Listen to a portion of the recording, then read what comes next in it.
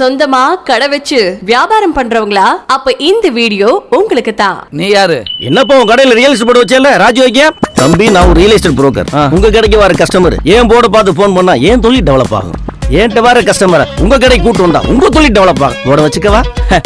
வையா வையா, பலாயிரம் கோடிக்கு பிசினஸ் பண்ற 3 ரோசஸ் எங்களை நம்பி தான் போர்டு வச்சிருக்கேன். நீ எல்லாம் நல்லா வந்தா சந்தோஷப்படுவோம்ல. தம்பி, அப்ப கருகருன்னு காட்டு போன மாதிரி இருந்த, இப்ப கலர் கலரா கவரிங் மேன் மாதிரி இருக்க. ஆமாப்பா, இந்த குறுகிய காலத்துல ஒரு 3 ப்ராப்பர்ட்டி முடிச்சேன்.